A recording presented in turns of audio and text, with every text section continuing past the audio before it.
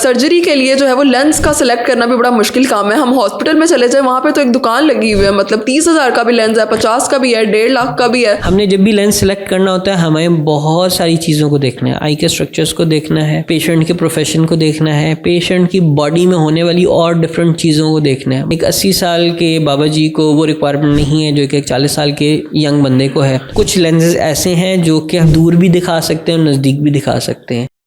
Surgery के लिए जो है वो लेंस का सिलेक्ट करना भी बड़ा मुश्किल काम है। हम हॉस्पिटल में चले जाए, वहाँ पे तो एक दुकान लगी हुई है, मतलब 30,000 का भी लेंस है, 50 का भी है, 1.5 लाख का भी है।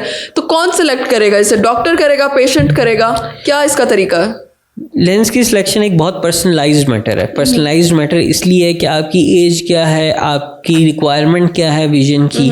एक 80 साल के बाबा जी को वो रिक्वायरमेंट नहीं है जो कि एक 40 साल के यंग बंदे को है। उसका प्रोफेशन क्या है, वो अपनी आंख को इस्तेमाल कैसे करता है, what is his whole scenario, उसके बाद डिसाइड होता है कि अच्छा जी इसके लिए ये ऑप्शन अच्छी है या इसके लिए ये ऑप्शन अच्छी है।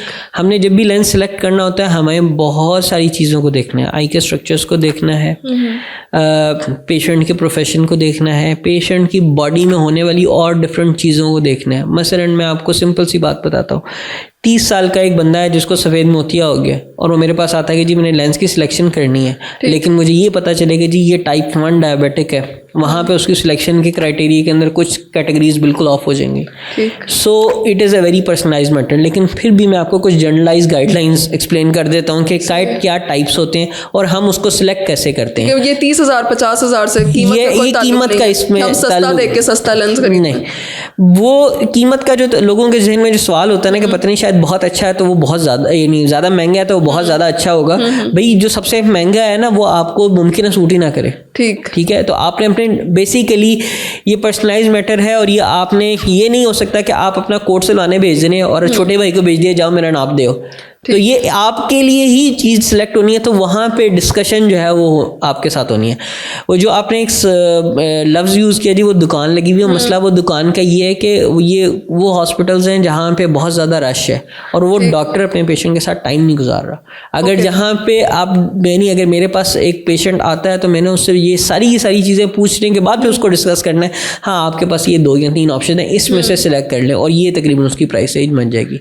वो दैट इज़ वेरी पर्सनलाइज्ड। अब टाइप्स ऑफ लेंसेज क्या क्या हैं, उसमें एक मोनोफोकल है। 95% of the time monofocal use होता है। मोनोफोकल मतलब सिंपल ये है कि एक जगह पे फोकस, दैट मीन्स कि हम यूजुअली दूर का फोकस कर देते हैं और नज़दीक के लिए आपको ऐनक लगती है। ठीक है, अच्छा मोनोफोकल डालने के बाद कुछ लोगों को दूर की ऐनक भी लग सकती है, लेकिन ये आपकी आंख पर डिपेंड करता है कि क्या सिचुएशन है। सो ये आपका डॉक्टर ही बता सकता है कि आपको ऑपरेशन के बाद ऐनक उतरेगी नहीं उतरेगी, क्या सिचुएशन होगी, आपकी ये रिक्वायरमेंट पूरी होगी या नहीं होगी। सेकंड जो है वो है बाईफोकल या ट्राईफोकल्स।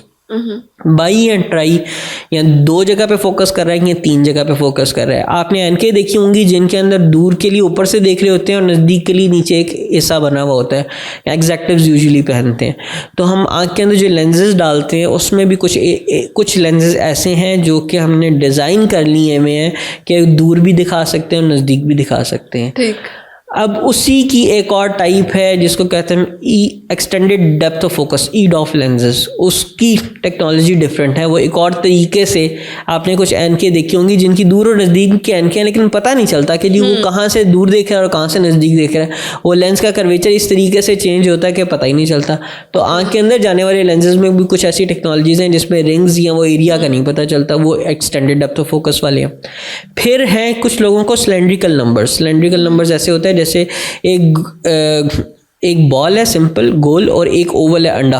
अब अंडा जो है यानी किसी की अगर आँख की जो कॉर्निया है वो किसी जगह पे ज़्यादा तिरछा है या ज़्यादा है तो उसको हम न्यूट्रलाइज करते हैं, उसको हम कहते हैं सिलेंड्रिकल लेंसेज। तो सिलेंड्रिकल लेंसेज को जब हम आँख के अंदर डालते हैं तो वो टॉरिक लेंसेज होते हैं। तो ये 4 डिफरेंट टाइप्स हैं, लेकिन मैंने आपको जैसे कहा 95% of the times monofocal use हो रहा होता है।